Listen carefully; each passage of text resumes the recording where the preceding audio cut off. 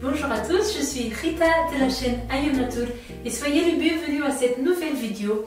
Aujourd'hui, la première vidéo de notre nouvelle série Ayurnatur Interview. Donc pour cette première interview, j'ai invité Sophie Bello. Sophie Bello, c'est une coach holistique qui accompagne les gens à nettoyer, à se libérer de toutes les mémoires qu'ils peuvent avoir, qui peuvent créer des blocages dans leur vie.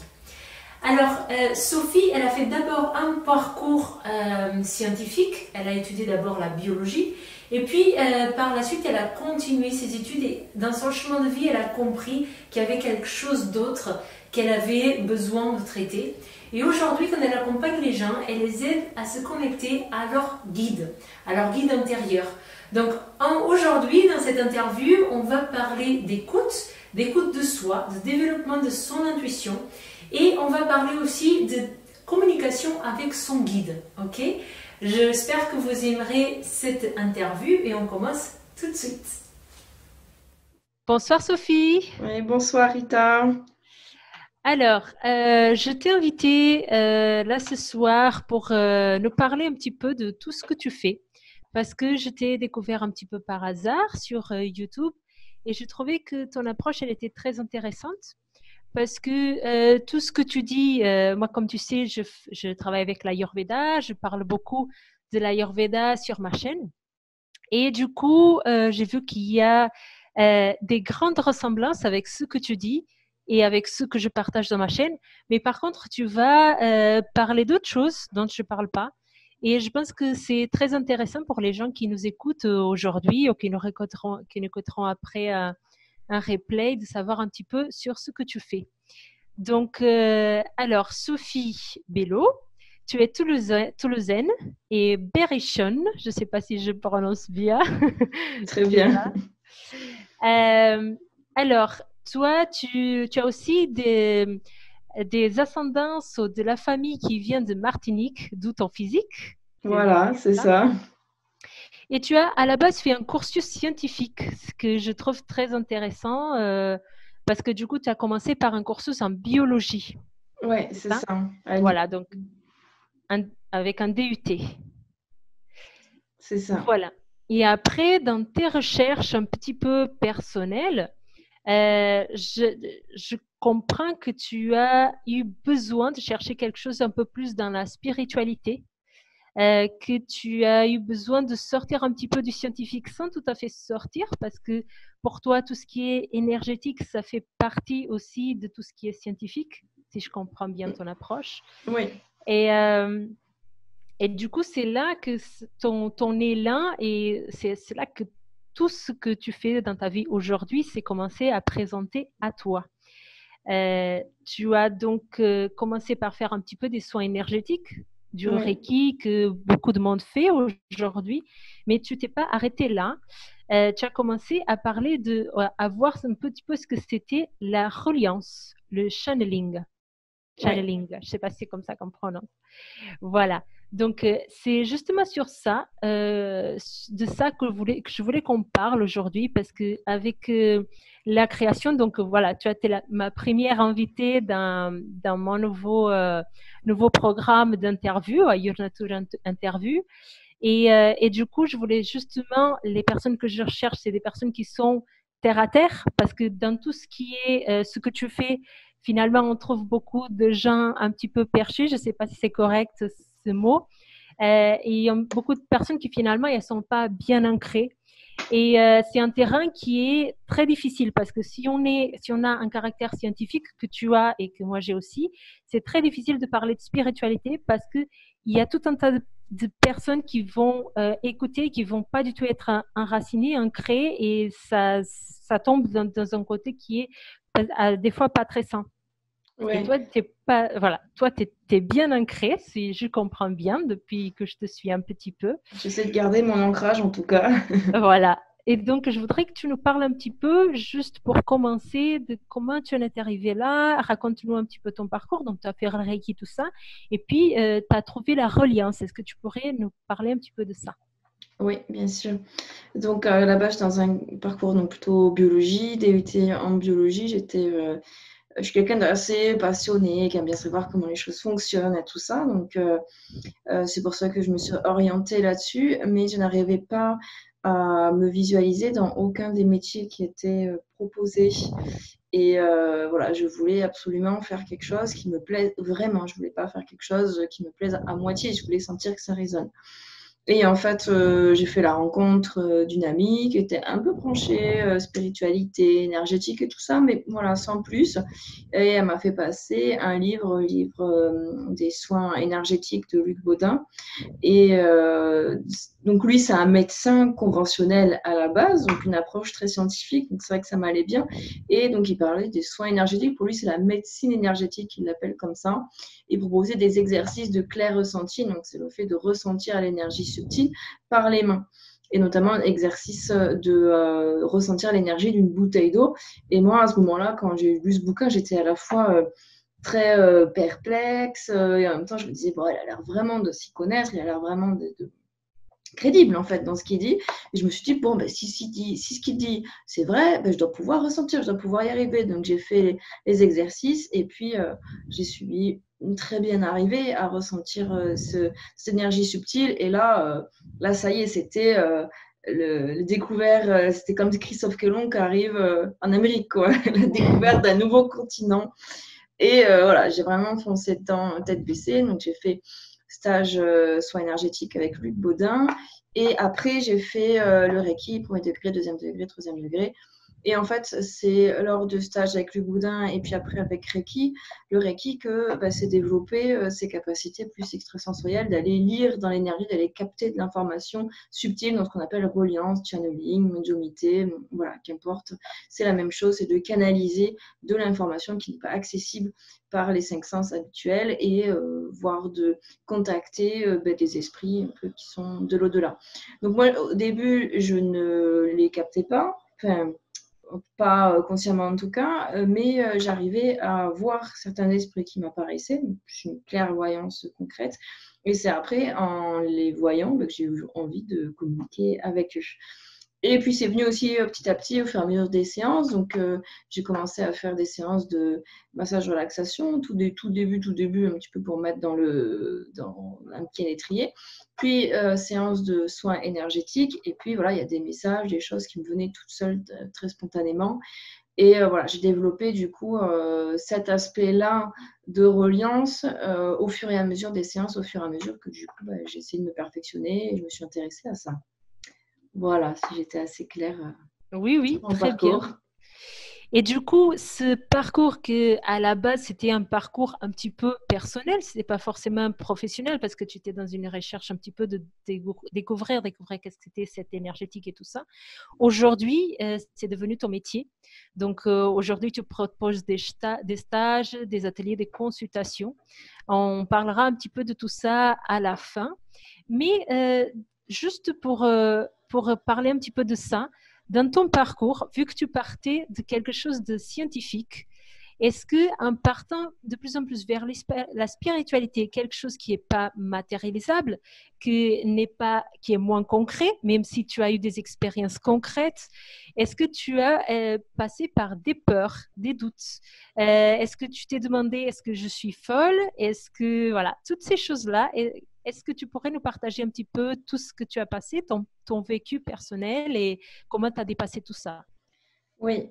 Alors, est-ce que je suis folle? Non, ça, j'ai pas trop eu ça parce que c'était tellement concret pour moi. Et puis, à côté de ça, j'avais pas de problème particulier. J'avais pas de problème de relationnel, de sociabilisation. Au début, je travaillais à côté en même temps. Et puis, voilà, évidemment, je parlais pas de ces découvertes et de ces aspects-là aux gens que je connaissais pas trop quoi, dans les super jobs que j'ai fait. Puis à chaque fois, je m'intégrais très bien et tout. Donc, ma vie n'était pas perturbée. Il n'y avait rien de vraiment inquiétant. Donc, à aucun moment, j'ai eu peur ou je me suis sentie partir dans la folie. Et puis, je connais un petit peu quand même les cas, enfin voilà, ce que c'est que la folie. Ma mère, elle était infirmière en psychiatrie. Et voilà, donc quand elle me parlait de ces cas, ou que j'ai pu lire des cas un petit peu de gens qui d'école vraiment, voilà, je me reconnaissais pas du tout dans ces cas-là. Donc ça, non. Par contre, évidemment, j'ai beaucoup douté plus sur l'aspect est-ce que j'en fais quelque chose de professionnel? Est-ce que je suis vraiment apte à faire des consultations? Est-ce que vraiment je vais faire du bien aux gens? Est-ce que en fait je me trompe pas et que je vais plus en faire du mal qu'autre chose? Est-ce que j'ai vraiment quelque chose à proposer, etc. Est-ce que je vais en vivre aussi? Est-ce que je vais vraiment m'épanouir là-dedans? Là, par contre, il y a eu énormément de doutes parce que venant d'un parcours biologique, scientifique, et puis j'étais une bonne élève en fait, j'étais pas du tout à la traîne derrière, quoi. Je faisais toujours partie des têtes de promotion à l'école. Et ma famille a eu, je pense, une certaine déception en me voyant arrêter, ne continuant pas après mon bac plus 2 et partant dans quelque chose qui était pour eux un peu troublant. Ma famille n'est pas du tout dans un cheminement spirituel à la base. Donc, ils se sont beaucoup inquiétés et ont beaucoup douté et se sont demandé qu'est-ce qui m'arrivait. Et ça m'a influencée. De me dire ouais, peut-être qu'en fait c'est pas le bon chemin, peut-être qu'en fait je dois pas aller par là professionnellement, etc. Personnellement je n'ai jamais vraiment douté, professionnellement là, par contre j'en ai plus douté. Et comment je me suis relevée de tout ça, comment j'ai dépassé tout ça. Donc, il y a eu à côté des rencontres qui ont été très positives pour moi, donc des rencontres beaucoup sur le hasard, des gens plutôt des gens médiums qui reconnaissaient toutes ces capacités-là en moi et qui, moi, je leur donnais un certain crédit parce que dans leur médiumnité, je les trouvais vraiment très justes et ils m'aidaient beaucoup. Et puis, du coup, quand eux me validaient dans mes perceptions et tout ça et m'encourageaient, pour moi, ça avait une signification, une importance particulière et du coup, ça me donnait énormément confiance en moi.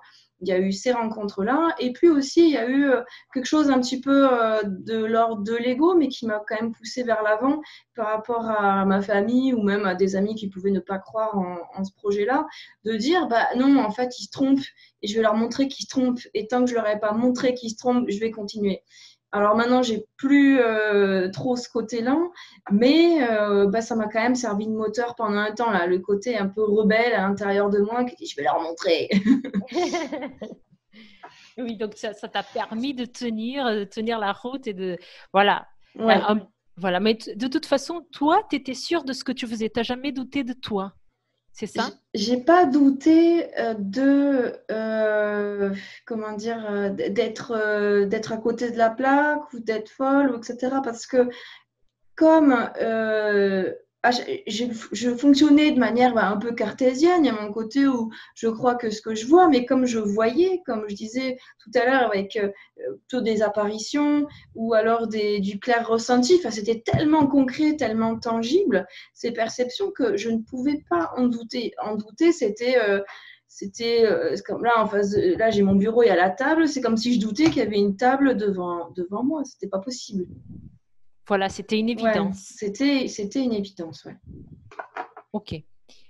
Alors, comme tu sais, en fait, je parle d'Ayurveda et dans ma chaîne. Et en Ayurveda, selon les textes, la première chose qu'on doit faire au réveil, c'est d'observer son corps. Et en fait, selon l'Ayurveda, tout passe par l'observation. Que ça soit, donc l'Ayurveda, c'est une médecine. Et c'est une médecine qui nous dit qu'avant quoi que ce soit, on doit s'observer. On doit observer comment notre corps est, comment il réagit à telle nourriture, comment il réagit à la communication avec une autre personne, voilà. Tout passe par l'écoute.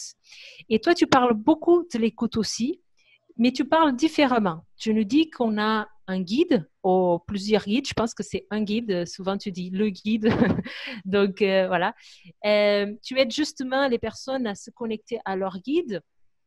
Et moi, quand je t'écoute, j'ai l'impression que quand tu parles de ce guide, tu parles tout simplement d'écoute. Donc, alors que dans l'Ayurveda, on dit écouter son corps, écouter son mental, écouter ses envies, écouter, sentir les odeurs, on passe par les 5 sens en Ayurveda. Toi, tu dis il faut écouter son guide. Mais finalement, son guide, c'est quoi? C'est toutes ces sensations. C'est l'impression que j'ai quand je t'écoute. Est-ce que c'est une impression que c'est fausse? Est-ce que tu peux expliquer un petit peu ce que tu fais, voilà, quand tu parles d'écoute? Je pense que ça se rejoint pas mal. C'est vrai que dans ce que je fais, je passe pas tellement par le corps, mais il y a beaucoup de gens qui me demandent comment je fais pour me rapprocher de mes guides ou ange gardien, comme il y en a qui l'appellent ou des choses comme ça. Ben, en fait, il faut être tourné à l'intérieur. Il ne faut pas être tourné vers quelque chose d'extérieur. Les guides spirituels, donc on en a plusieurs et il y en a un principal. Après, il y a plein d'autres types de guides possibles et voilà. Pour être en contact avec eux et les écouter, ben, en fait, ils passent par l'intérieur. Au niveau de la relation de séparation, c'est pas comme les êtres humains, on est séparés dans le sens moi, c'est pas toi et toi, c'est pas moi. Alors qu'avec les guides, il y a une sorte de fusion, une sorte de confusion quand même là-dessus, où notre guide, c'est aussi un peu notre petite voix intérieure. Voilà. Et donc, quand je parle d'écouter ses guides ou d'écouter son être supérieur ou d'écouter son enfant intérieur, c'est le même cheminement. C'est un cheminement c'est comme tourner le regard à l'intérieur de soi. C'est comme si là, les yeux ils sont tournés vers l'extérieur, mais c'est comme si on allait retourner nos yeux pour regarder à l'intérieur et rentrer nos oreilles vers l'intérieur, etc. Et ça passe par une introspection, par un calme aussi au niveau des émotions. Parce que quand les émotions font du tumulte, des vagues et compagnie, on n'écoute pas cette sensation, cette petite voix à l'intérieur de nous qui est subtile en fait, qui est très douce, qui est très subtile. Elle ne va pas s'imposer fortement, contrairement au mental ou contrairement aux peurs ou contrairement à des émotions d'excitation et tout ça. Donc, il y a vraiment c'est comme passer sous la vague. Je ne sais pas si. Moi, j'aimais beaucoup ça quand j'étais enfant, d'aller à la mer et puis il y a des rouleaux de vagues. Et puis, en fait, si on essaye de rester à la surface, les rouleaux, ils nous ramènent sur le rivage et on fait dérouler bouler dans l'eau. Alors que si on passe dessous et qu'on passe ras le sable, au final, il y a à peine un comme ça. Et puis, on n'est pas renvoyé vers le rivage, quoi. On reste stable. Revenir à l'intérieur de soi, c'est un petit peu ça. C'est-à-dire qu'on plonge sous l'eau. Les émotions, elles peuvent faire leur brouhaha. Le mental, il peut faire le brouhaha. Dans la posture intérieure, on est sous l'eau. On est vraiment à l'intérieur de soi, quoi. Et c'est là où on a beaucoup de réponses, c'est là où on a toutes les intuitions, où on a une forme d'intimité aussi avec soi-même. C'est là qu'on se ressource, qu'on se recharge également.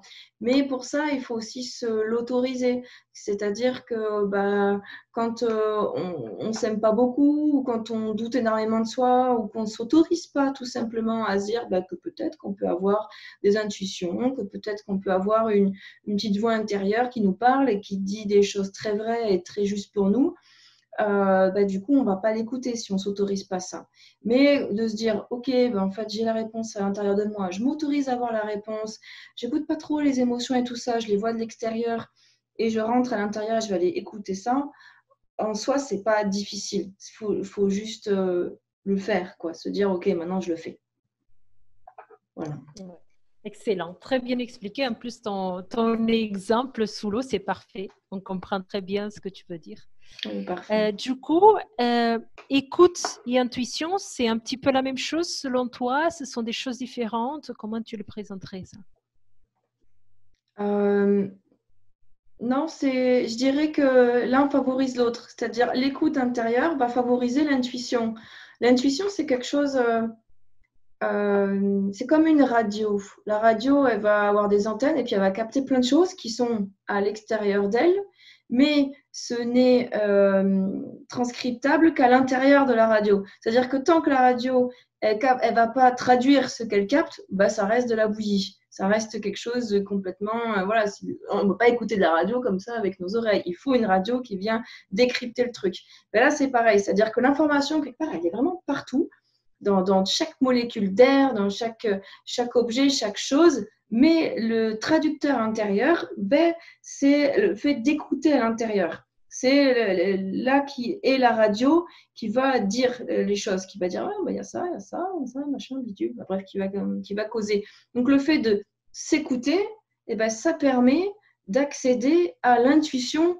L'intuition, c'est plus la partie qui capte à l'extérieur pour renvoyer à l'intérieur et nous, on va aller l'écouter à l'intérieur. Je ne sais pas si je me fais comprendre. je n'ai pas tout à fait compris la Ouais. différence entre les deux. C'est peut-être que moi, hein. Bah, Mais c'est l'écoute, lié, mais voilà. l'écoute de soi, c'est une action. Si je prends avec le parallèle avec la radio, l'action, c'est d'allumer la radio. C'est peut-être de fermer les fenêtres pour pas entendre le brouhaha de la ville et des voitures qui passent et des gens qui crient. Se mettre dans une chambre, enfin une pièce un petit peu près silencieuse, et on allume la radio. Ça, c'est l'écoute de soi. Et l'intuition, ben, c'est la radio qui fait, même pas l'action, qui réceptionne les informations. Et donc, les deux fonctionnent ensemble. C'est-à-dire que si on n'allume pas la radio, elle a beau réceptionner, elle va pas le retranscrire. Tu vois? Et Oui, si, oui, c'est bon. voilà, tu vois? Et si, enfin voilà, pour accéder à l'intuition, il faut s'écouter. En gros, c'est ça. Alors, la grande question, parce que là, on parle beaucoup d'écoute, qu'il faut s'écouter, tout ça. En Ayurveda, on parle des 5 sens. Il faut écouter par les oreilles, mais aussi voir, observer, tout ça. Par l'odorat, par notre goût. Mais ça, c'est ce qu'on dit en Ayurveda. Qu'est-ce que tu dis, toi, comment est-ce qu'il faut s'écouter? Quel est le secret de l'écoute? Le secret de l'écoute, donc, Comment faire, quoi? il y a plusieurs écoutes. Effectivement, il y a une écoute que peut-être l'Ayurveda parle plus. Donc, c'est une écoute à partir des 5 sens, donc une écoute de la réalité tangible. Et ça, c'est important. Il y a des gens qui sont pas dans cette écoute-là, qui sont trop dans une écoute intuitive. Et je pense qu'il faut faire les deux pour être équilibré. Donc, il y a cette écoute-là. Et puis, il y a l'autre écoute donc, qui est plutôt intuitive. Et j'ai oublié la question. Comment est-ce qu'on écoute? Parce que moi, Comment est-ce qu'on écoute? Ouais. voilà. Moi, je te dis qu'en Ayurveda, en fait, en Ayurveda, il y a un mot en sanskrit qui est loka. C'est que tout autour de nous, c'est des professeurs, tu vois. Donc, on peut apprendre, même si on a, par exemple, un maître de Qigong qui est nul, on va toujours apprendre quelque chose avec lui.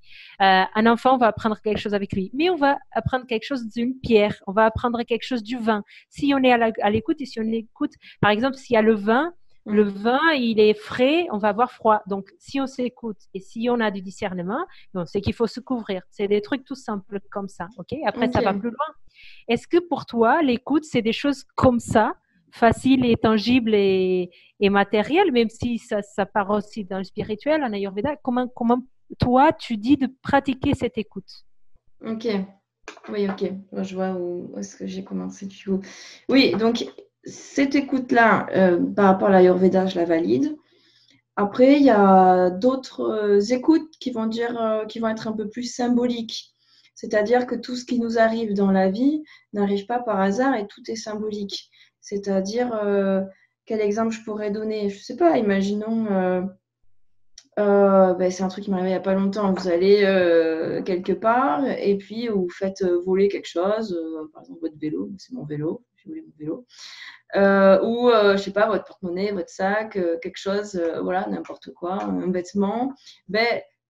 Quelque part, la vie vous donne un message à ce moment-là.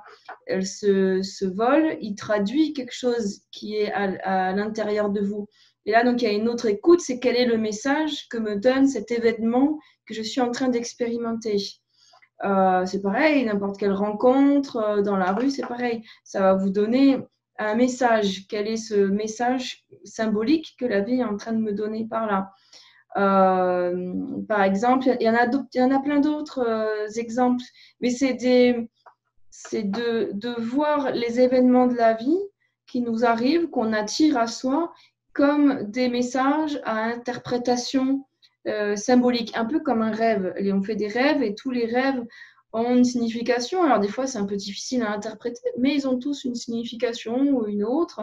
Et le fait de les écouter, de les écrire, d'aller les interpréter, ça donne des informations qui peuvent être précieuses pour soi-même. La vie, c'est un peu comme ça, c'est comme un rêve qui est éveillé et qu'on peut écouter. Ah, il m'est arrivé ça, ok, ça peut traduire quelque chose comme ça. J'ai je marchais dans la rue et puis j'ai croisé un couple qui allait dans l'autre sens. Et puis au moment où on s'est croisés, tac, j'ai capté 3 mots. Et en fait, ces 3 mots, ben, ça paraît être complètement par hasard, mais en fait, peut-être que ça vient répondre ou pointer sur quelque chose à l'intérieur de soi. Donc faire comme un parallèle tout le temps entre l'extérieur et l'intérieur. À quoi ça me renvoie?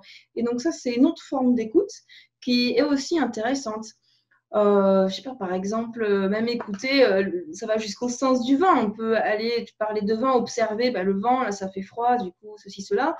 Bah, montrer, je sais pas, on pense à quelque chose, à ce moment-là, il y a une bourrasque de vent qui passe, mais c'est pareil, ça a une symbolique. Si cette bourrasque de vent, elle est passée à ce moment-là et pas un autre, si elle est dans ce sens nord-sud ou est-ouest et pas dans un autre sens, mais tout ça, ça a une interprétation, une symbolique. Voilà, alors après, attention, sur l'écoute de soi et ces interprétations, ben, à la fois, je trouve ça vachement chouette de le faire et ça peut apporter vraiment des éléments importants d'avancée, de développement personnel.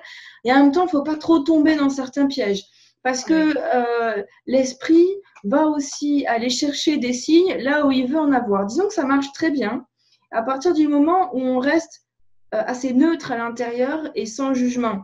Pas dans une dynamique de « Ah, vas-y, montre-moi ça ». Et là, on est biaisé. Si on est dans une écoute vraiment sans jugement, de OK, je suis ouvert à ce qui vient à moi, et puis je laisse me traverser, et puis voilà, je fais un petit peu le rapprochement, la symbolique, etc., mais sans vouloir d'emblée y plaquer une interprétation préétablie à l'avance. Et ça, des fois, on peut se faire assez facilement biaiser, quoi. Je donne un exemple qui arrive assez souvent il y a beaucoup de profils et ça arrive à tout le monde au moins une fois dans sa vie d'un peu paranoïer sur quelqu'un qu'on pense qui nous veut un peu de mal ou qui dit du mal sur nous ou patin couffin. Bon. Et puis évidemment, on part là-dessus, on se dit ouais, cette personne-là, c'est pas une bonne personne pour moi et compagnie, et compagnie. Bon, la vérité, elle n'est pas vraiment là, mais du coup, on est focalisé là-dessus, sur cette espèce de conflit avec cette personne, et puis on va chercher des signes qui nous amènent sur le fait qu'on a raison. Et là, c'est vrai que de base, on ne part pas dans quelque chose de neutre. Alors de dire j'ai un doute sur cette personne, je ne sais pas, et est-ce que la vie peut m'envoyer certaines indications, là on part vraiment sincèrement, intérieurement neutre, et bien là on pourra avoir vraiment des indications beaucoup, beaucoup, beaucoup plus justes. Après, des fois aussi, en fait, ce qu'il faut savoir, c'est que l'extérieur, cette écoute extérieure nous amène pas forcément la vérité, elle nous amène plus un reflet de ce qui se passe à l'intérieur de nous. C'est-à-dire, si à l'intérieur de nous, il y a beaucoup de colère, on va être en face de beaucoup de colère. Si à l'intérieur de nous, il y a beaucoup de paix, on va être en face de beaucoup de paix. Si à l'intérieur de nous, il y a un questionnement, il y a beaucoup de flou, beaucoup de doutes, et à l'extérieur, il y a beaucoup de flou, beaucoup de doutes. Par contre, effectivement, si on fait une demande au préalable à son inconscient, vas-y, mon inconscient, je sais que tu as les réponses, est-ce que tu peux me donner des indications par rapport à ça? Quand même, l'inconscient va nous mettre sur des pistes de réponse. Mais vraiment que si on veut sincèrement connaître la vérité. Donc ça, c'est une autre forme d'écoute qui n'est pas très, très connue, mais qui est quand même importante. Et que du coup, passe par l'interprétation, parce qu'une chose, c'est de voir le signe, de voir qu'il est là, mais après, il faut l'interpréter. Et ça, c'est un travail qui n'est pas évident, n'est-ce pas? C'est pas évident, ouais, c'est vraiment pas évident. Et là-dessus, pour l'interpréter, il faut faire aussi appel à son intuition. C'est-à-dire que dans le fond, si on est brouillé dans notre tête, c'est difficile. Quand vraiment on sent qu'on est brouillé, vaut mieux pas trop essayer d'avoir de signes, d'interprétations, de choses comme ça. Vaut mieux d'abord mettre en place des choses pour calmer ce brouillard. C'est-à-dire faire des visualisations, aller se détendre, aller se relaxer, falloir tout faire pour essayer d'évacuer le trop-plein. Et après, on est davantage dans des bonnes dispositions pour avoir cette intuition et cette écoute de soi. Quand vraiment c'est tumultueux, il faut d'abord, quand on veut mettre l'eau sur la mer, il faut attendre que la mer elle soit un peu calme quand même, parce que quand vraiment c'est la tempête, c'est pas bon de sortir. C'est un peu pareil au niveau de l'intuition et de l'écoute de soi. Quand il faut avoir cette humilité et ce discernement de se dire, là, je suis pas disponible à vraiment m'écouter et à être dans quelque chose de sain. Donc, voilà, j'accepte, je laisse passer la bague et puis après, ça ira mieux. Ça, c'est très sage. Ça, c'est très important parce que justement, je vois beaucoup de personnes qui sont là à essayer de forcer une intuition alors qu'ils sont complètement dans le vent, en fait. Et il y a des idées qui partent dans tous les sens, un peu on parle d'excès de rajas, excès de vata en Ayurveda, et du coup, on ne peut pas écouter l'intuition. Moi, j'ai un exemple comme ça qui m'est arrivé dans la vie. Quand je faisais mon voyage initiatique en Inde, à un moment donné, je me suis retrouvée dans un ashram de méditation. Je faisais que de la méditation toute la journée pendant un Mhm. certain temps. Et puis, il y a des choses horribles qui me sont, qui me sont arrivées. Je sais pas, c'est au niveau émotionnel, psychique. Je sais plus où j'étais. Je me suis dit, je suis en train de devenir folle. Enfin, voilà. C'est tout un tas d'horreurs, de pleurs. Des choses qui me sont arrivées. Et j'avais un petit journal spirituel que un frère, parce que dans cet ashram, on se disait frère et sœur, un de mes frères, il m'avait donné ce petit journal. Et donc, dans ce journal, j'écris que de toute façon, je suis trop brouillée. Dans ma tête, ça ne s'arrête pas. Il y a trop d'idées. Donc maintenant, j'ai besoin d'un signe concret dans la vie. Donc, j'ai lâché, j'ai arrêté d'essayer de comprendre parce que toute ma quête de ce voyage, c'était de comprendre, de suivre mon intuition, etc. Et là, j'ai dit stop, je ne suis pas capable. Et donc maintenant, je veux un signe. Si je dois continuer cette méditation, je veux voir le gourou demain, alors que c'était un truc super difficile parce que les gens qui voyaient le gourou un rendez-vous, ça 3 ans qui faisaient la méditation, cette méditation-là, etc. Et bien, le lendemain, contre toute attente, après, il y a plusieurs personnes qui ont essayé que je vois le gourou, etc. C'était pas possible. Et à 5 minutes de partir, en fait, je l'ai vu. Et donc, j'ai continué cette méditation et j'ai eu ma réponse. Et en fait, au bout d'un moment que j'ai dit stop, j'arrête, tout, tout mon mental y a commencé à se calmer parce que j'étais plus dans cette recherche. Et ça, je pense que c'est très important pour les gens qui nous écoutent parce que quand on est dans la recherche de l'intuition, de développer notre spiritualité, etc., des fois, on force une porte qui... on est humain, en fait. On est Mhm. là, matérialisé, et puis des fois, c'est pas le moment, quoi. Donc, Bah ouais. c'est...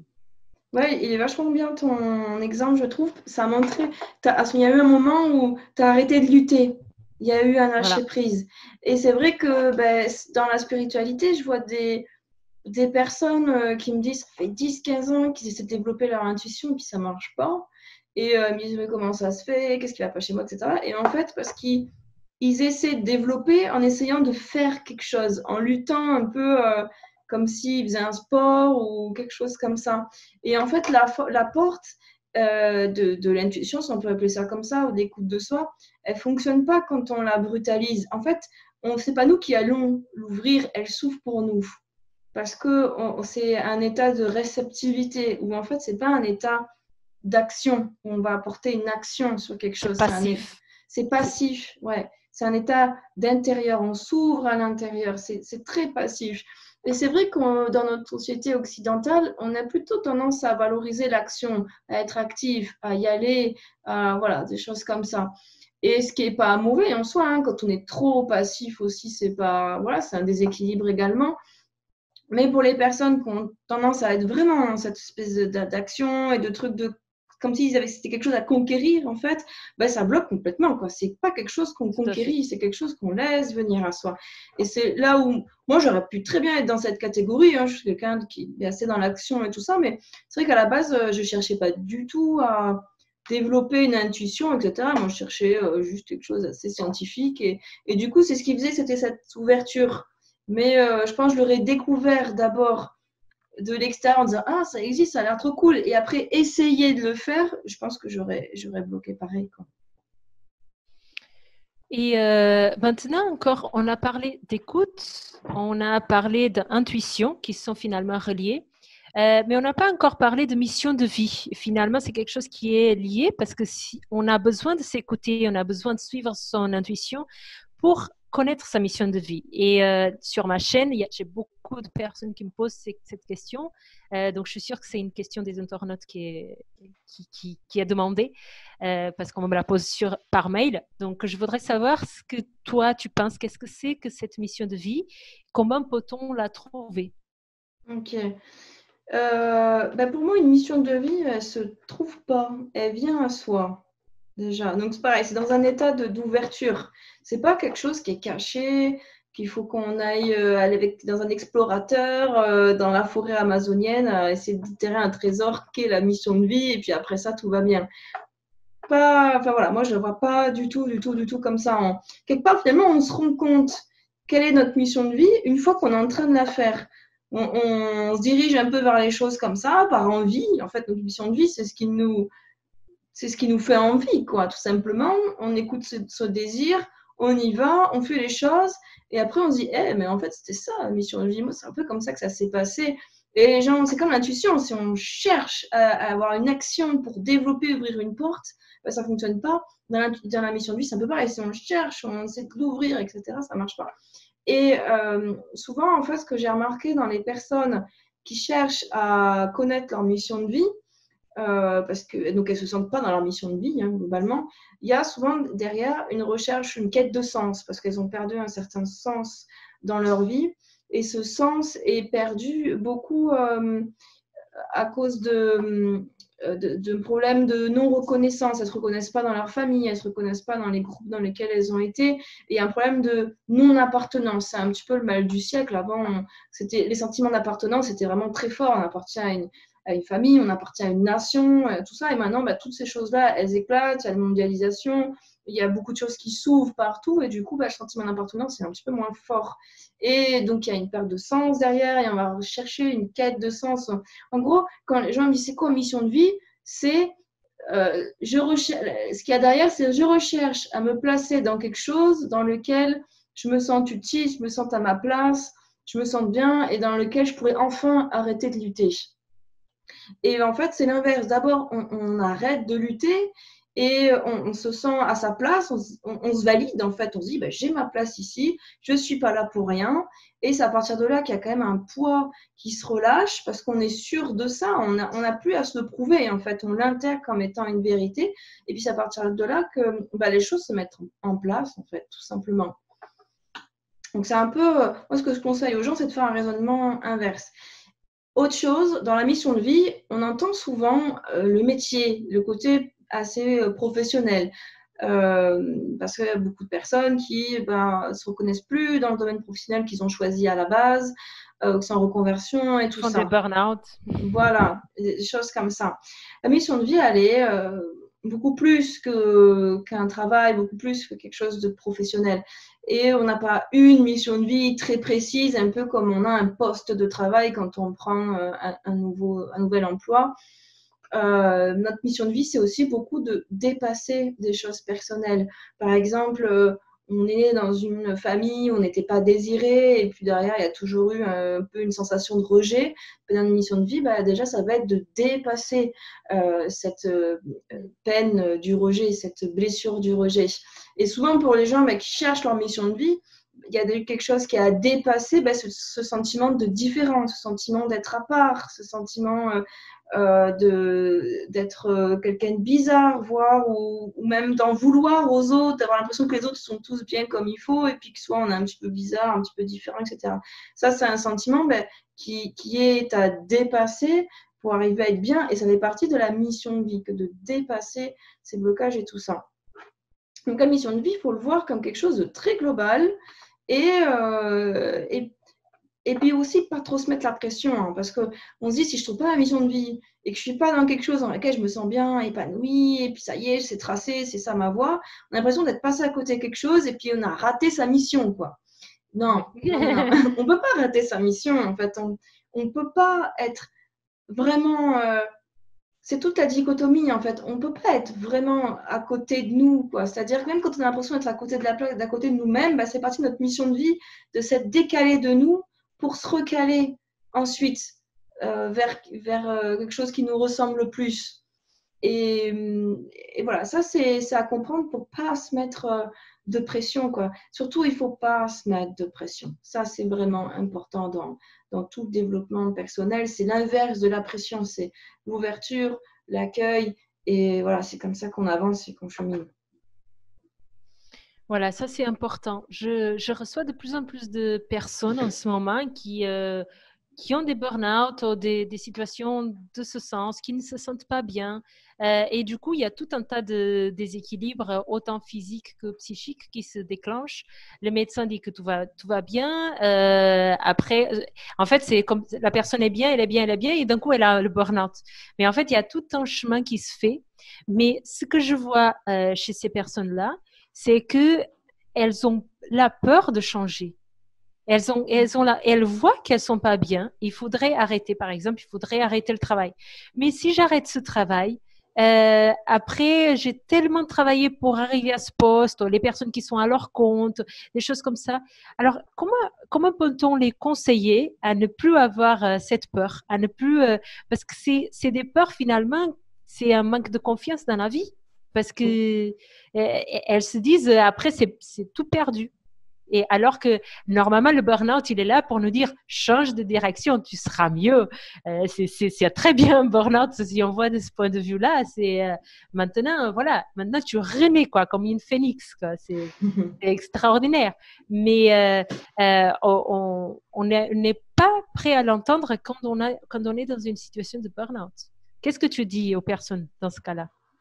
Pour les personnes dans une situation de burn-out, déjà, la première chose, c'est de ne pas chercher tout de suite à aller dans quelque chose d'autre ou rétablir la situation. Voilà. Souvent, les personnes qui sont allées qui sont allées jusqu'au burn-out, c'est des personnes qui ont du mal à s'écouter, justement, que ce soit au niveau ayurvédique, donc écouter au niveau du sens, du corps, etc., ou même écouter l'intuition et tout ça. C'est des personnes qui ont quand même beaucoup de mental, qui veulent se montrer forts, qui veulent se montrer efficaces, qui sont dans une recherche de perfection et qui se fatiguent, qui se sont fatigués petit à petit jusqu'à ce qu'il y ait rupture. Et en fait, finalement, plus que le métier qui était pratiqué jusque-là ou la vie qui était pratiquée jusque-là, c'est ce fonctionnement-là intérieur qu'il faut aller changer. Bon, il me semble que c'est ça qui est le plus important, quoi. C'est-à-dire qu'en fait, cette personne-là, si elle ne change pas son fonctionnement intérieur, de se mettre la pression, de ne pas s'écouter, etc., elle pourra aller dans n'importe quelle branche de métier et même la branche de métier qui lui conviendrait le mieux au monde, elle ferait quand même un burn-out. Il y a des gens qui font du burn-out dans des profs de yoga ou des choses comme ça, où ça paraît très bizarre. Je dis, mais personne ne devrait pas faire du burn-out en étant prof de yoga. C'est vrai, ça paraît être complètement à l'antipode. Ben, pourtant, c'est parce qu'il y a des profs de yoga, ben, en fait, ils ont cette attitude intérieure qui les mène au burn-out. Le voilà, burn-out, ils travaillent trop. Ils travaillent trop, ils se mettent beaucoup la pression, il y a beaucoup une recherche de perfection, et puis ils se mettent la pression, ils disent ouais mais je suis prof de yoga, du coup je dois être vraiment zen, je dois arriver à faire telle figure parfaitement, et en fait ils se mettent une pression de dingue, et puis ça les mène du coup au burn-out. Donc c'est vraiment identifier quels sont les rouages intérieurs, les automatismes intérieurs de pression, de perfectionnement qu'on se met, qui sont à défaire. Et puis après, une fois que ça un peu mieux là-dessus, déjà qu'on s'en est rendu compte, qu'on l'accepte et qu'on commence à vouloir changer ça, qu'on peut se dire, ok, bon, bah, qu'est-ce que je fais? Est-ce que je continue dans le même travail, mais du coup avec une dynamique intérieure différente, ou est-ce que je change complètement de travail? Voilà. C'est un petit peu la même approche qu'on a en Ayurveda, en fait, juste pour compléter du coup. Mais nous, on le fait. Alors, quand on a un burn-out, déjà, on est à plat, on n'a pas d'énergie, on n'a aucune énergie pour changer. Et on a un excès de tamas, c'est ce qui nous amène un petit peu à la léthargie, tout ça. Donc, on passe par des règles d'hygiène de vie, des massages, des choses comme ça, pour remonter un petit peu, pour redonner de l'énergie et pour qu'on puisse par la suite pouvoir changer ce mental, comme tu dis. Et après avoir changé ce mental, changer l'alimentation, changer le physique, changer tout le reste. Donc, on a juste une petite étape précédente qui est redonner un petit peu de la motivation. Parce que ce qu'on comprend dans les personnes qui sont comme ça, c'est qu'en plus de tout, elles n'ont aucune motivation pour changer, que ce soit leur psyché ou leur physique, quoi. Ouais, je te rejoins beaucoup là-dessus parce que c'est vrai que amener un changement en soi, une remise en question, etc., ça demande beaucoup d'énergie en fait. Hein. C'est comme je sais pas, vous tournez une cuillère dans un bol d'eau, de lait, de thé, ce que vous voulez, ben, il y a un courant qui s'est entraîné. Alors souvent dans le burn-out, il y a eu un courant dans un sens depuis tellement longtemps, le courant il est hyper fort. Et aller changer tout ça, ben, ça allait faire un courant différent à contresens. Donc ben, au début, sur les premiers tours, la cuillère elle force. Il faut forcer sur la cuillère. Voilà. Donc ça demande de l'énergie. Donc effectivement, d'abord de laisser poser un petit peu tout ça et de recharger les batteries, ça me paraît effectivement une très bonne étape, très bonne première étape. Très bien. Alors, tu nous parles de guide. On a déjà parlé un petit peu au début de cette interview. Pour toi, un guide, il n'a pas forcément de nom. C'est un petit peu dans un monde parallèle. Je ne sais pas si c'est l'expression qu'on doit utiliser, mais dans ce monde parallèle, ce guide, il est toi, toi, c'est lui, c'est l'être supérieur, c'est toi quand tu étais petit, ton enfant intérieur, c'est toutes ces choses-là qui se mélangent. En Ayurveda, on a un petit peu la même vision avec des mots complètement différents. On étudie le Sam qui est la création de l'univers, en fait, étape par étape. Et on dit que on vient tous de Purush, on est tous reliés, en fait. Et après, ça se divise, et jusqu'à qu'on arrive à l'individuel. Donc, quelque part, c'est un petit peu la même chose que tu dis. Mais du coup, tu parles et tu aides et tu accompagnes les gens à communiquer avec leur guide pour justement apprendre à s'écouter.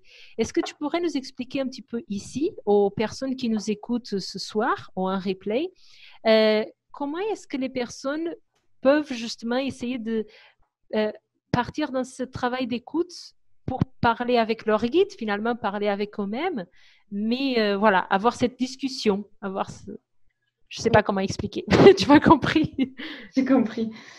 Alors, si je pouvais mettre une méthode avec des étapes, je dirais la première étape, c'est d'y aller en étant déjà un peu préconvaincu qu'on a la capacité pour commencer. De se dire, OK, y aller un peu ouvert. J'ai jamais fait, du coup, je doute un peu, mais en vérité, il y a moyen que je puisse y arriver. En gros, c'est ça.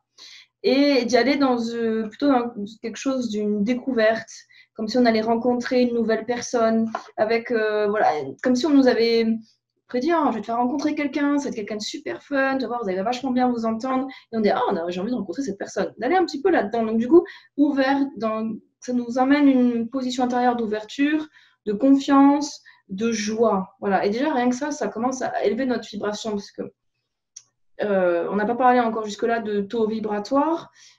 Pour se connecter et contacter nos guides, notre écoute intérieure et tout ça, ben, il faut quand même un taux vibratoire qui soit, je sais pas, j'ai pas de nom, mais qui soit un peu augmenté, on va dire, qui soit déjà pas trop mal. Sinon, quand on a des énergies basses, ben, on n'a envie de rien, on est lourd, on ressasse sans cesse des idées négatives, et puis voilà, c'est comme si ça nous coupait complètement, en fait. Ça met une barrière psychique qui nous isole, tout simplement. Voilà, donc déjà, être dans cette dynamique de joie, de découverte, de confiance, sans être dans « je suis sûre à 100% que je vais y arriver », mais il y a moyen que. Déjà, pour commencer, on est dans une bonne dynamique, on a un bon taux vibratoire, ça risque de le faire. Ensuite, on se détend. Il faut être très détendu. On se détend, alors on peut faire quelque chose, une activité qui nous détend particulièrement, une activité artistique, prendre des bains, faire une douche, ce qu'on veut, ou simplement se détendre avec des exercices de relaxation, de respiration, de yoga, des choses comme ça. Une fois qu'on se sent à peu près détendu, eh ben, on va pouvoir se poser avec nous-mêmes et puis parler à ce guide, simplement dire salut, apparemment j'ai un guide, voilà, si tu es là, j'aimerais bien qu'on communique ensemble. Puis se présenter, quoi. Je m'appelle un tel, votre guide, il sait très bien qui vous êtes. Mais bon, pour vous, psychologiquement, ça sera plus acceptable peut-être. Et voilà, si tu veux te présenter à moi, est-ce que tu peux me dire quelque chose? Est-ce que tu veux me faire un signe? Est-ce que, voilà, vraiment faire comme si c'était vous allez l'imaginer comme quelqu'un de physique, de près de vous, comme un ami, et plus vous allez vous sentir proche, et plus ça va être facile. Parce que si vous voyez ça comme quelque chose de très, très lointain, inaccessible, et plus ça va l'être, au final. En fait, c'est vraiment très, très simple, très intime, très doux. Et c'est le fait de ne pas le concevoir comme ça qui va bloquer la chose. Concevez-le comme ça. Voilà, au niveau des étapes. Très bien. Donc, si vous voulez l'essayer ce soir, on a donc les 3 étapes juste pour faire le petit résumé. Donc, d'abord, on se dit, je suis capable, je suis dans cette joie, dans cette dynamique de me dire, je suis capable, j'y crois que c'est possible, même si je ne crois pas à 100% peut-être, mais je me dis que c'est peut-être possible. Après, je me détends, soit par des activités, soit voilà, juste en respirant ou quoi. Et après, je parle avec mon guide. Voilà, c'est ça. Donc, un, j'ai confiance. Deux, je me détends. Trois, je parle. Ça a l'air simple, hein? C'est vraiment simple, c'est simplissime. C'est toute la difficulté du truc, c'est que ça soit simplissime. Et voilà, voilà, très bien, très bien. Vous avez compris? Voilà, je mettrai après dans le descriptif de la vidéo les étapes. Super. Alors, l'idée aussi de ces interviews, c'est que ça soit donc praticable, applicable pour les gens, que ça soit utile pour les gens, c'est pas juste des interviews théoriques. Donc, est-ce que Sophie, là maintenant pour la fin de cette interview, tu pourrais proposer à la communauté d'ailleurs Latour de faire un exercice pratique pour mettre vraiment concrètement en pratique cette écoute, ce travail sur l'intuition, peut-être la communication avec le guide, je ne sais pas. Quelque chose qu'on puisse faire en ligne, qu'on puisse faire là face en regardant YouTube. Est-ce que tu peux nous proposer un exercice comme ça pratique? Ouais. Ben ça marche. Je vais vous proposer de faire quelque chose à la fois qui va être une introspection intérieure. Je vais vous guider comme une méditation guidée et à la fois quelque chose où vous serez un petit peu actif. Je conseille de prendre un stylo, une feuille de papier ou un crayon, n'importe, pour pouvoir noter. C'est quelque chose que je recommande aussi, là je ne l'ai pas dit tout à l'heure, mais quand on veut voilà, contacter avec notre intuition, tout ça, prendre une feuille de papier pour noter, je trouve que ça aide à dérouler le fil des informations qu'on peut capter. Je laisse 30 secondes. Okay. Voilà. Préparez votre feuille de papier. La mienne, elle était déjà là. Super. Ok, alors dans un premier temps, donc on va faire les premières étapes, une sorte de préparation mentale, puis la relaxation. Donc on va fermer les yeux et se réinstaller confortablement sur notre chaise, le canapé, l'endroit où vous êtes. Et vous allez vous parler à vous-même. Prenez une grande inspiration. Expirez.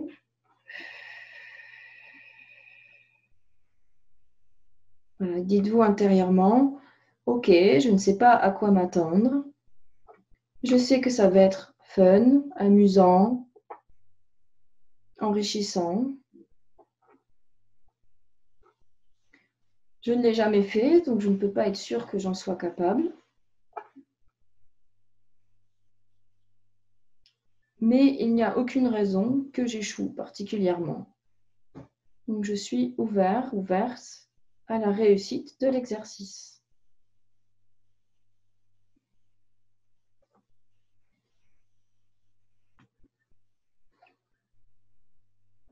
Ok, maintenant on va aller se détendre.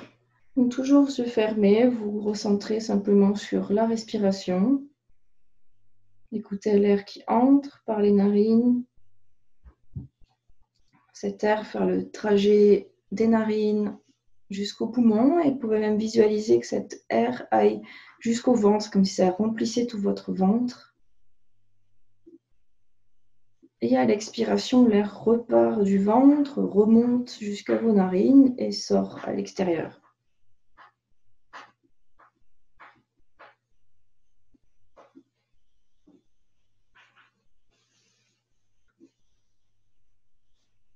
Voilà, laissez sortir bâillements ou certaines, si vous voulez, tousser.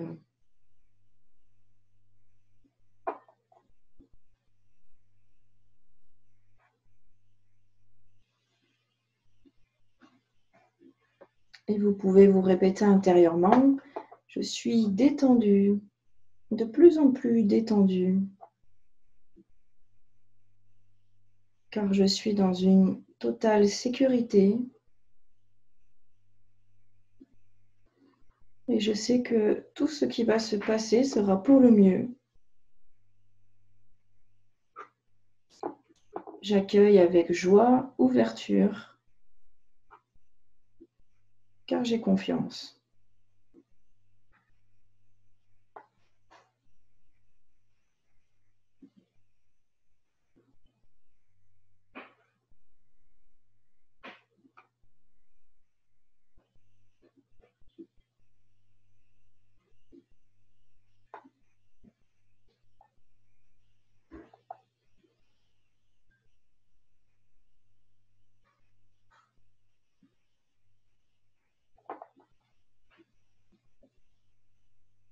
Puis vous allez écouter les battements de votre cœur,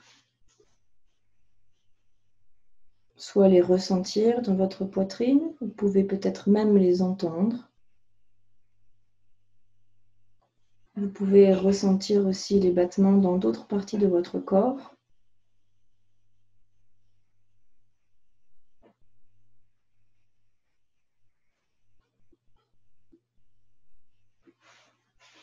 Soyez attentif et attentive à chaque battement du cœur. Vous écoutez et vous ressentez votre corps vivre à l'intérieur.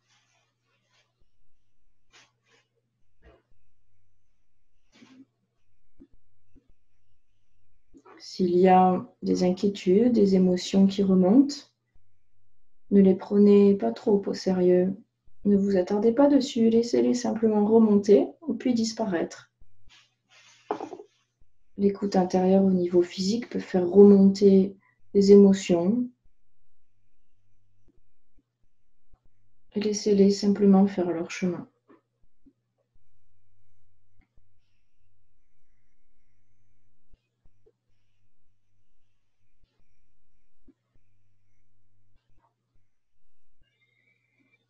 Imaginez comme si vous plongiez à l'intérieur de vous de plus en profondeur. Comme si vous vous rétractez intérieurement en votre propre centre.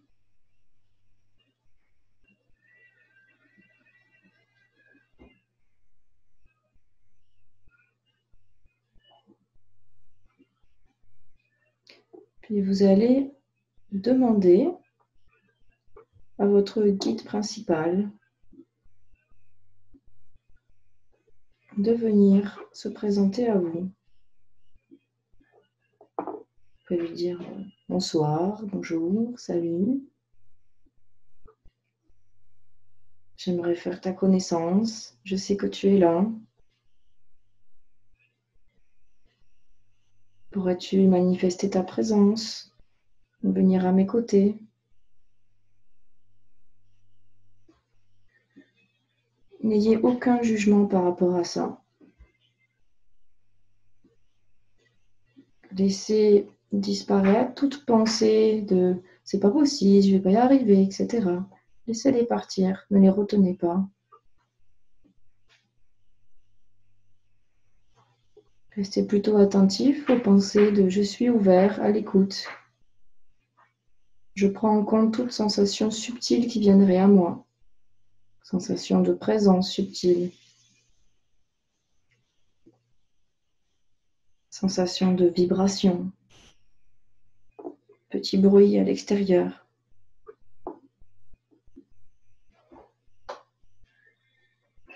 Sensation d'apaisement en général quand un de vos guides est là, vous vous sentez plus apaisé.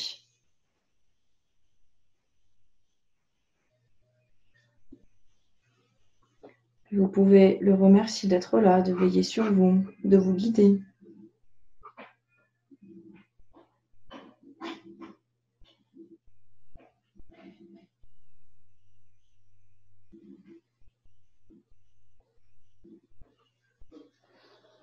Puis vous pouvez noter ces sensations, qu'est-ce qui vous est venu, même les sensations les plus subtiles, les plus discrètes.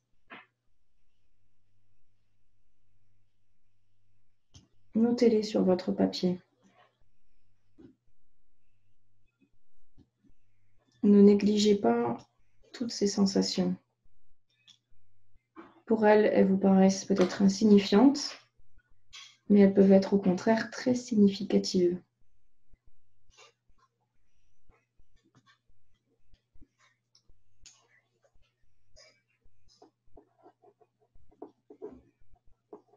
Je le fais en même temps que vous.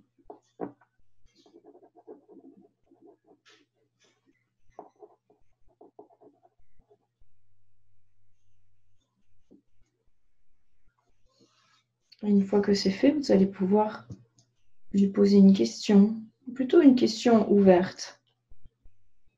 Par exemple, qu'est-ce que tu me conseillerais dans ma vie, pour moi, pour mon bien-être? sur quoi il me serait utile de travailler, d'avancer.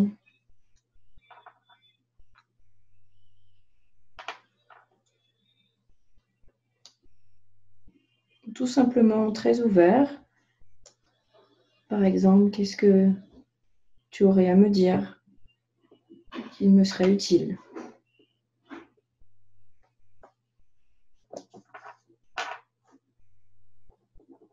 Et notez les réponses qui vous viennent de manière aussi très subtile, très discrète, comme des pensées, des idées, des petites images, des impressions, des sensations.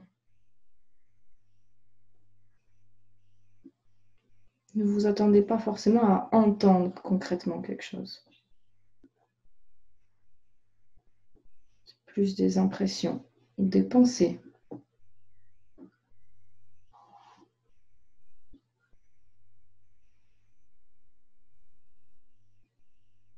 Soyez confiant et écoutez.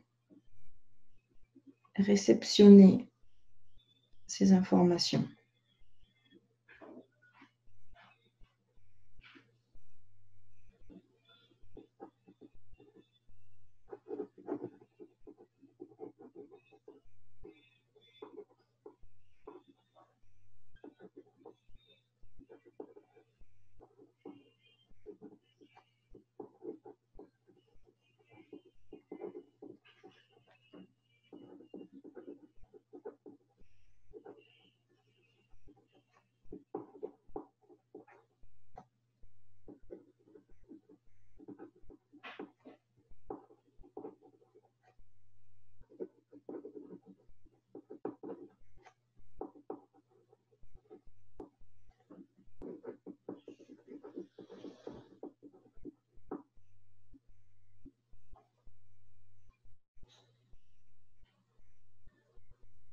Et pareil, notez tous les mots, les pensées, les images, les impressions qui vous sont venues.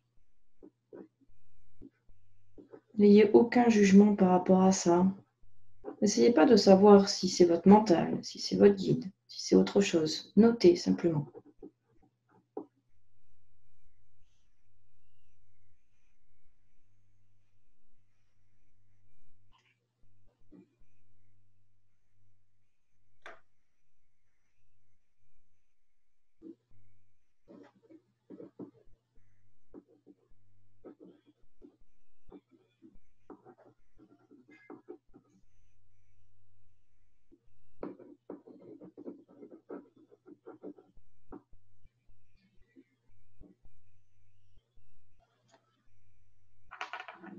Puis une fois que c'est fait, vous allez pouvoir remercier votre guide et vous remercier vous-même d'avoir fait cet exercice, de vous être sincèrement prêté au jeu.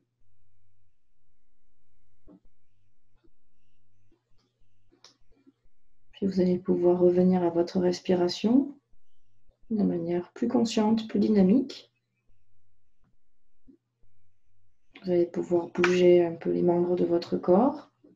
Et quand vous serez prêt, vous pourrez revenir à vous et réouvrir les yeux.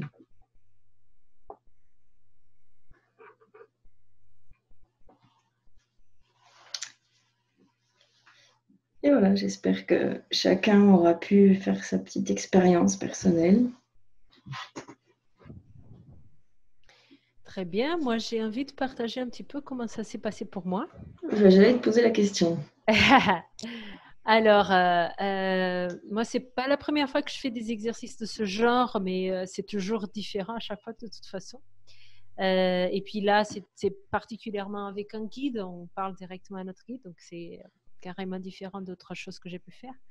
Donc, au début, c'était très intéressant parce que là, c'est le soir, donc j'ai mis un focus de lumière là à ma droite. Et là, j'ai fermé les yeux et au moment que tu as dit j'invite le guide, je ne sais plus quels sont les mots que tu as utilisés, là, je vois la présence qui arrive par ma gauche en fait. Et au début, c'était comme si c'était une présence humaine. Et puis d'un coup, c'était lumière, lumière, lumière. Wow. Ouais, c'était bien. Après, c'est peut-être lié, je sais pas, le Sage Malk, une méditation que j'ai fait pendant longtemps, c'est la transmission de cette lumière par le cœur. Donc, peut-être que je suis habituée à capter cette lumière. Je ne sais pas si c'est des influences aussi. Bon, peu importe. Je dis mon ressenti sans essayer d'expliquer si c'est vrai, si c'est faux. Voilà, c'est mon ressenti. Et du coup, avec ça, un calme et un confort. C'est comme si cette présence, elle me disait tout va bien, tout va bien. Parce que c'est vrai que le fait d'être là, je suis en train d'interviewer. C'est le premier interview que je fais sur ma chaîne. Donc, quelque part, quand tu disais écouter les battements de cœur, mon cœur était quand même plus accéléré que d'habitude. J'étais quand même pas dans des situations optimales pour faire un exercice comme ça, quoi. Et là, il me disait non, tout va bien, calme-toi. Et c'est vrai que ça m'a calmée. C'est comme si j'avais le petit câlin à gauche. C'était très agréable. Presque j'avais envie de faire comme ça, là, un câlin. Et après, un deuxième moment, tu as dit poser la question. Tu as dit poser une question ouverte. Et j'ai pensé, ah mince, j'avais une question fermée à poser. Bon, du coup, j'ai essayé de garder ma question ouverte, mais ma pensée, tout était dans la question fermée. Donc, finalement, j'ai eu ma réponse. Bon, à ce moment, je suis en plein en train de voir est-ce que je continue à garder mon bébé ou est-ce que je le mets en collectivité parce que tout le monde dit c'est important que le bébé soit en collectivité. Et moi, j'ai ce ressenti que le bébé a besoin de sa maman. Et on me dit non, mais c'est toi qui veux. Après, c'est trop fusionnel. Et je me pose la question est-ce que c'est moi? Est-ce qu'il a besoin? Voilà, je me pose toutes ces questions-là pour l'intérêt de mon bébé. Et là, du coup, même si j'essayais de poser une question large, qui n'était pas cette question-là, est-ce que je dois garder mon bébé ou pas là, du coup, c'est comme si cette présence, elle prend le bébé, il me le met dans les bras. Et là, je dis, et mes projets, parce que mon élan aussi de le mettre en collectivité, c'est pour que lui, il voit d'autres enfants, mais c'est parce que moi, j'ai besoin de temps pour travailler dans mes projets professionnels, etc. Et là, je vois mes projets à droite, là, du côté de la lumière focus là, que j'ai ici. Et c'est comme s'ils s'en vont, comme ça, vers l'arrière. Vers l'arrière. Et je regarde comme ça vers le haut à gauche, avec le bébé dans les bras. Et mes projets, et ce projet-là en particulier, et le projet part. Donc, je suis un petit peu déçue quand même après cette expérience, cet exercice qu'on a fait ensemble. Il va falloir que je retravaille sur ça, moi en particulier. Mais voilà, c'est ce que ça a donné pour moi. Donc, une grande chaleur et une grande lumière à droite, mon bébé dans les bras, donc Rita maman et Rita professionnelle qui s'en va un peu comme ça. Voilà, c'est ça qui a donné pour moi. Bon, ben super. Comment tu le vois ça? Est-ce que c'était comme ça te montrer ce qui se passait en ce moment ou Je me pose toujours la question. Alors, ça fait des années que je fais un chemin dans la spiritualité, mais j'ai toujours cette question, j'ai toujours ces doutes. Moi, personnellement, parce que je viens de ce parcours scientifique, donc à chaque fois que je fais des choses comme ça, je me dis, est-ce que c'est mon imagination? Est-ce que c'est mon intuition? Ou est-ce que c'est mon imagination? Donc, des fois, il y a des choses en général, je suis mon intuition. D'accord? Donc, ça veut dire que là, j'ai eu cette image, je vais encore le retravailler. Si j'ai encore la même réponse à plusieurs fois d'affilée, je vais la suivre. Mais je me pose toujours la question. Est-ce que c'est mon intuition? Est-ce que c'est mon imagination? Est-ce que c'est moi qui veux voir les choses, que je veux cette réponse-là et du coup, je manipule mon cerveau? Voilà. Moi, j'ai toujours, moi, Rita, en particulier, j'ai toujours ça. Ok, ça marche. Après, c'est bien aussi de ne pas valider à fond, d'emblée, tout ce qui vient, quoi. Il faut quand même... En fait, au fur et à mesure, justement, sur l'écoute de soi, on apprend à capter si ça résonne ou si ça résonne pas. Moi, je dis comme ça. Quand il y a des choses qui viennent, je dis, ça résonne, et puis ça résonne creux, quoi. C'est pas, on ne sent pas une espèce de vérité qui touche ou des choses comme ça.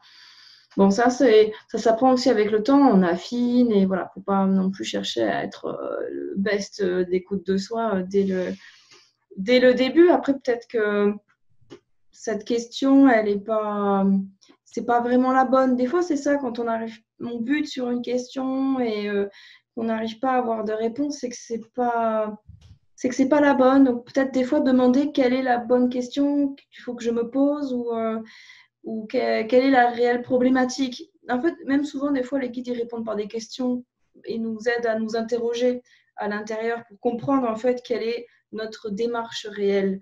Et peut-être, Rita, pour toi, il y a quelque chose comme ça. Quelle est ta problématique réelle et ta démarche réelle dans ce conflit intérieur? Tu vas te poser des choses comme ça. C'est quoi ce conflit intérieur? Qu'est-ce qui me tracasse vraiment d'aller un peu creuser le truc? Et je pense que rien que ça va t'apporter des éclairages qui seront un peu plus évidents, quoi. Et toi, est-ce que tu veux partager comment ça s'est passé pour toi? Oui, bien sûr. Alors, donc moi, au début, bon, donc moi, c'est pas lâcher prise autant parce que c'est moi qui guide le truc, mais il y a quand même, il y a quand même des effets. Donc là, je sens une présence, comme s'il y avait quelqu'un vraiment à côté, avec des vibrations, avec cet apaisement, une sensation de sécurité, une sensation que tout va bien. Et puis à ce moment-là, je me fais toujours le même truc, mais pourquoi je stresse d'habitude? Pourquoi je panique d'habitude? Vraiment, à ce moment-là, vraiment, on se dit, vraiment, je comprends pas, quoi. Comment je peux paniquer habituellement? J'ai encore eu ce truc-là, avec un sentiment un peu de gratitude, de quelque chose d'être accompli, ou enfin pas accompli, mais voilà, d'une plénitude, voilà, une forme de plénitude. Et alors j'avais demandé, très ouvert, moi, voilà, qu'est-ce que vous avez à me dire, qu'est-ce que vous me recommandez, voilà, des choses comme ça. Et en fait, ce qu'il me disait, c'est que j'essayais de me voir grande pour cacher la partie de moi qui se voit petite. Et du coup, d'aller me voir grande, mais pas dans ma tête, de me sentir à l'intérieur. Voilà. Il y avait une forme comme une humilité mal placée, par peur de déranger, de pas être à ma place, ou enfin voilà, peur de retour négatif, en fait, ou rejetant, peur de retour rejetant, du coup, qui à l'intérieur reste un peu dans sa coquille. Et bon, c'est un sujet qui était déjà un peu abordé, mais là, ils m'ont communiqué le truc, pas que sous forme d'information intellectuelle, mais sous forme de sensation. C'est comme s'ils poussaient un peu la sensation intérieure sur moi-même, le ressenti intérieur sur moi-même, que je devais développer un ressenti intérieur, de se sentir plus grand, mais pas dans le sens où je suis super grand, super fort, mais de se sentir intérieurement plus ferme, plus abouti, plus, voilà, quelque chose de plus en place, plus là, quoi. Voilà, donc c'était assez sympa. Très bien, très bien. Bon. Et du coup, je vous invite à vous tous que nous écoutez de mettre aussi dans les commentaires, de partager un petit peu comment vous avez vécu cette expérience. Comme ça, s'il y a des questions particulières, n'hésitez pas à les poster dans les commentaires. Je demanderai à Sophie de nous faire le retour s'il y a des choses pour elle. Sinon, je ferai de mon côté ce que je peux. Mais n'hésitez pas à partager si vous le voulez, ok?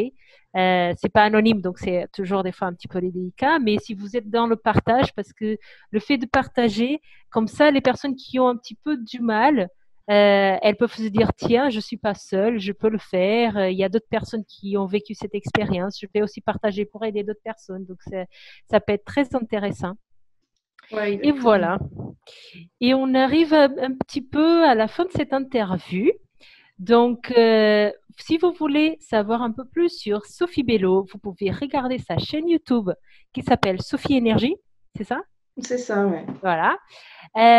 Sophie, elle fait beaucoup, beaucoup de choses. Donc, elle fait des consultations, elle fait des stages, des ateliers. Elle a tout plein de supports vidéo sur sa chaîne YouTube. Donc, déjà, je vous invite vraiment à aller sur sa chaîne YouTube, à vous abonner, à regarder un petit peu tous les contenus qu'elle a. Vous n'arriverez pas à tout regarder parce qu'elle en a beaucoup. Ça fait depuis combien de temps que tu as créé ta chaîne? J'ai créé la chaîne il y a 5 ou 6 ans. 5 ou 6 ans, Ouais, voilà. donc j'ai eu le temps de faire du contenu, ouais. Voilà. Elle publie régulièrement et du coup, voilà. Mais regardez les titres, regardez ce qui vous intéresse le plus. Et est-ce que tu veux nous partager un petit peu, Sophie, qu'est-ce que tu fais, tout ce que tu fais, si les personnes ont envie de te contacter, comment elles le font, etc. Je mettrai tout ça après dans le descriptif, bien sûr. Ok. Donc alors, ce que je fais, ce que je propose, donc il y a des consultations qui sont individuelles, des entretiens j'en propose 2 types, un qui est plutôt aux alentours d'une demi-heure et l'autre qui est plutôt aux alentours d'1 heure, où on prend une problématique de base qui est l'accroche de base, quoi. Et ensuite, autour de cette problématique, je vais poser des questions, on va faire un côté assez analytique, mental, qu'on pourrait voir un peu chez le psychologue. Dans les questions et l'entretien que je fais, toutes mes questions elles sont orientées, intuitées. En fonction de ce que vous me dites, je regarde à quoi ça résonne, à quoi ça fait écho par rapport à l'énergie que je capte de vous. Après, il y a une partie où on coupe complètement, là vous faites ce que vous voulez, vous pouvez aller vous détendre, boire un verre, etc. Et moi, là, par contre, je me branche complètement à votre énergie. Donc là, je fais la radio, je branche mes antennes sur vous. Et voilà, je capte tout ce qui est dans l'énergie, je note tout et que vous rendiez pas compte, ou qui est dans votre inconscient tout simplement, vous avez besoin de remettre à la conscience. Ensuite, je vous dis tout. Après, on fait la partie plus ce que j'appelle guérison guidée. Donc là, je vous emmène dans un travail intérieur pour aller contacter la mémoire, les croyances, voilà, les énergies un peu bloquées ou négatives et aller les libérer et remplacer par quelque chose du coup positif qui vous fera avancer. Donc ça, c'est pour les consultations, les entretiens avec moi. Ensuite, je fais une sorte d'entretien en différé qui est voilà, vraiment tout simple. Vous m'envoyez votre problématique par mail avec nom, prénom, une photo, etc. Et je me connecte à votre énergie, je fais que ça. De mon côté, pas besoin de se voir, pas besoin de prendre rendez-vous, etc. Moi, je le fais de mon côté. Je dis, OK, monsieur, madame, un tel, machin. Je note tout ce que je capte et je l'enregistre en parlant sous forme d'un audio et puis je vous l'envoie. Et vous, ça vous donne des réponses, des orientations, des éléments en plus d'informations pour vous-même. Ensuite, j'ai un atelier une fois tous les 2 mois pour 4 personnes. Donc là, on va travailler les problématiques en groupe, par groupe de 4, parce qu'en fait, les problématiques, quand même, dans le fond, ça se rebondit beaucoup. Et les groupes ne se forment pas par hasard. Donc, les problématiques de chacun vont rebondir sur tout le monde. Et on peut profiter de l'énergie du groupe pour former une espèce d'égrégore, donc pour faire une espèce de rassemblement énergétique qui va du coup porter tout le monde un peu plus fortement et plus efficacement que si on le fait tout seul dans son coin. Il y a ça, il y a les soirées de guérison qui sont sur le même principe, sauf que aussi je prends plus de monde et on ne fait pas de cas particuliers, c'est vraiment c'est que le groupe, contrairement à l'atelier où c'est cas particulier pour chacun et ensuite on utilise l'énergie du groupe pour aider tout le monde. Là, c'est vraiment que du groupe dans la soirée de guérison et stage reliance pour, donc pareil, tous les 2 mois pour apprendre la reliance. Donc là, je vous dis dans des exercices, dans un travail, je prends 6 personnes maximum pour vous apprendre à faire ce que je fais tout simplement. Donc ça, c'est tout ça, ça se fait à distance via des plateformes de visioconférence. Moi, j'utilise Zoom. Chacun peut s'entendre et se voir. C'est un peu comme si on était les uns à côté des autres. Là-dessus, il n'y a pas de souci. Et je prépare des stages aussi en présentiel, donc en face à face, dans la région toulousaine ou dans d'autres endroits. Là, pour le moment, il n'y a rien qui est bien défini là-dessus, mais si vous suivez du coup, vous abonnez à ma newsletter, vous suivez sur mon site internet ou sur YouTube, vous aurez toutes les infos par rapport à ça. Voilà, je pense que j'ai tout dit au niveau de mes activités.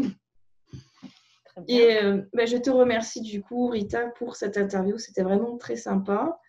Et du coup, je te renverrai l'ascenseur très bientôt. Oui, très bien. Et je mettrai donc tous les détails pour que vous puissiez contacter donc Sophie avec ses stages, avec toutes ces choses-là. Tout sera dans le descriptif. Et on arrive à la fin de cette interview. Merci aussi à toi, Sophie, d'être venue, d'être présente et d'avoir partagé toutes tes connaissances et tes contenus avec la communauté d'Ayur Natur. Et voilà, je sais pas comment. Voilà. Bonne soirée à tout le monde. Merci, bonne soirée à tous.